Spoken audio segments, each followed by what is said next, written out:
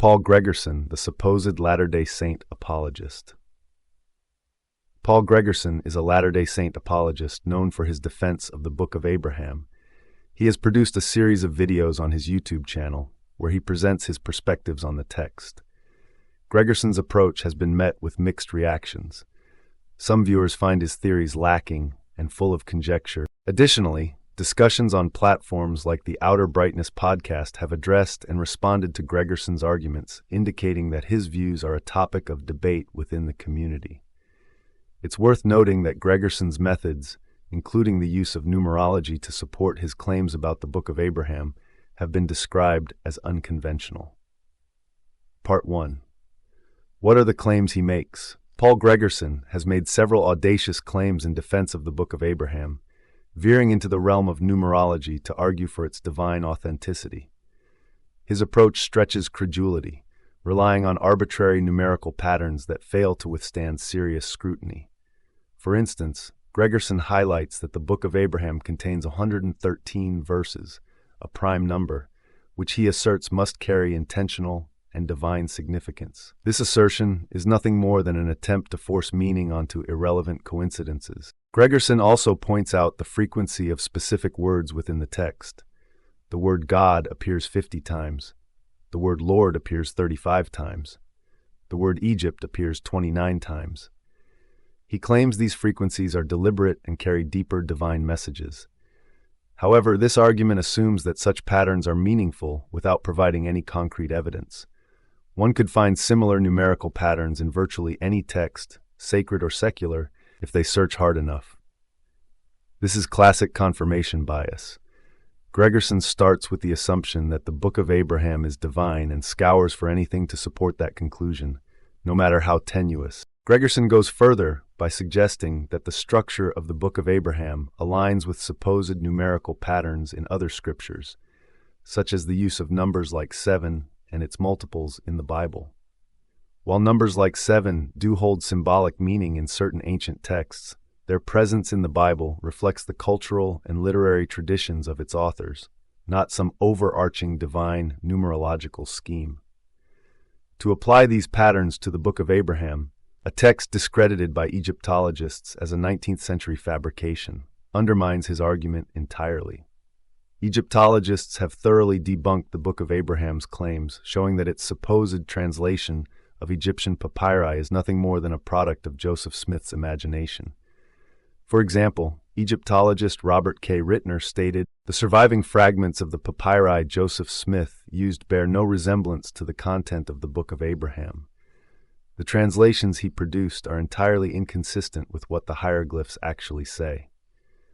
This expert analysis dismantles any claim of divine origin for the text, rendering Gregersen's numerological defenses even more absurd. Even within the Latter-day Saint community, Gregersen's numerology-based arguments have not gained traction. Mainstream LDS apologists often avoid his methods, which are seen as fringe and unsupportable. The lack of endorsement from these apologists underscores the flimsy nature of his claims, which appeal more to desperation than to logic or scholarship. Paul Gregersen's attempts to defend the Book of Abraham with numerology are nothing but intellectual sleight of hand.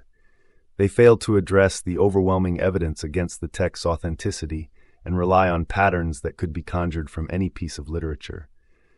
His arguments do nothing to salvage the credibility of a work that has been exposed as a fraud by both historical evidence and linguistic expertise.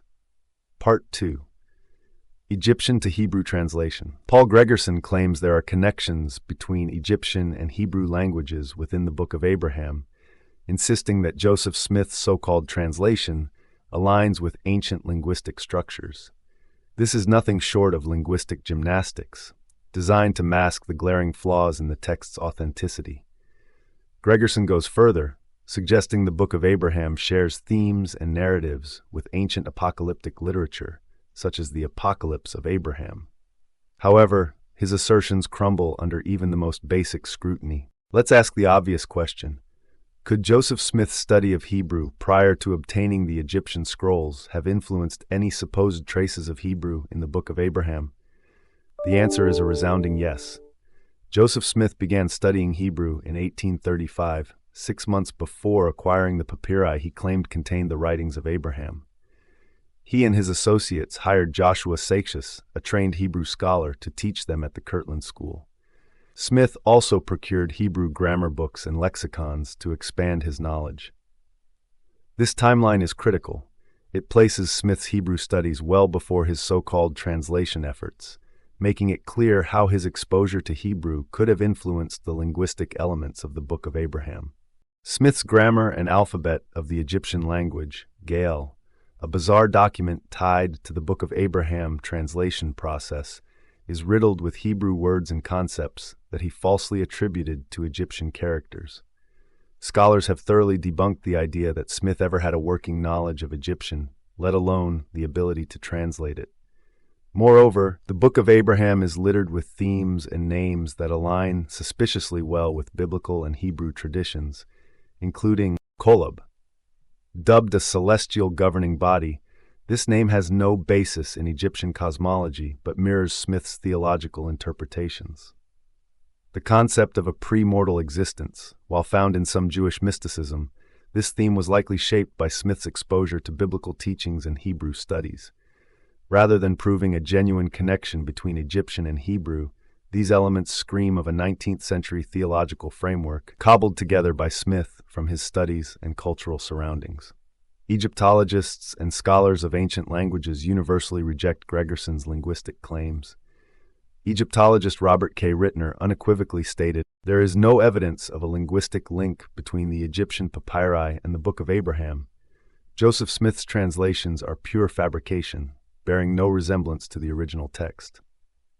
Furthermore, scholars like Rittner and others have highlighted that the surviving fragments of the papyri are routine Egyptian funerary texts, nothing remotely resembling the story of Abraham.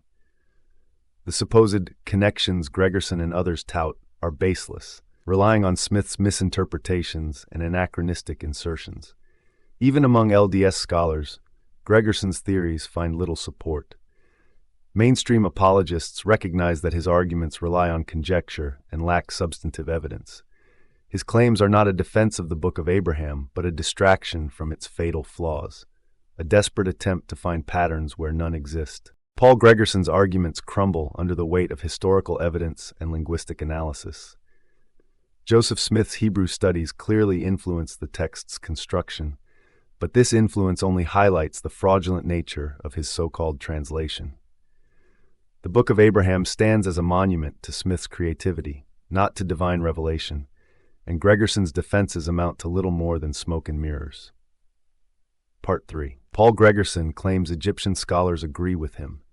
In his YouTube short titled, "Huge Fraud by Anti-LDS About B.O. Abraham Exposed," Paul Gregersen makes a bold claim at the 112 mark, stating that Egyptian scholars support his arguments for the Book of Abraham's authenticity. Yet, after hours of research, I've uncovered a glaring issue. Not a single name or credentialed scholar backing his assertions. None. Why are the names of these supposed experts conveniently missing? If Gregersen truly has scholars in his corner, wouldn't he proudly present their names, credentials, and work to bolster his case? Instead, he offers vague references and no tangible evidence. In another of his videos, titled, "Book of Abraham Scholar Critic Admits I'm Right About J. Smith Translation," Gregersen once again dangles the idea of a scholar validating his claims. Yet, unsurprisingly, we are left with no name, no credentials, and no proof. For all we know, this scholar could be anyone, a random individual off the street, paraded as an authority to deceive his audience. How can anyone take Gregersen seriously when he consistently fails to provide legitimate sources or verifiable evidence? Instead, he blankets his arguments in vague assertions, misleading his viewers while pushing his own agenda. This is intellectual dishonesty at its finest. Let's be clear. The consensus among actual Egyptologists is damning for Gregersen's position. Consider this statement. Latter-day Saint and non-Latter-day Saint Egyptologists agree that the characters on the fragments do not match the translation given in the Book of Abraham, the Church of Jesus Christ of Latter-day Saints. Yes, you read that right. This statement comes directly from the LDS Church itself. The very organization Gregersen seeks to defend openly acknowledges that Joseph Smith's so-called translation does not align with the Egyptian characters on the papyri. This starkly contradicts Gregersen's claims and obliterates his credibility. John Gee and Kerry Muhlestein are established LDS scholars specializing in Egyptology, with Gee holding a PhD in Egyptology from Yale University, and Muhlestein earning his PhD from UCLA in Egyptology. Their academic work focuses on defending the authenticity of the Book of Abraham through scholarly research and publications. After thorough research on my end, there is no evidence to suggest that either Gee or Muhlestein openly support or endorse Paul Gregersen's claims regarding the Book of Abraham. Gregersen's inability or refusal to substantiate his arguments with credible sources exposes the weakness of his position. His claims of support from Egyptian scholars are nothing more than smoke and mirrors, designed to mislead his audience. The reality is clear. No scholar of repute, LDS or otherwise, supports his baseless assertions. End of story. Thank you so kindly for watching. This is the Ex-Mormon informant signing off for today.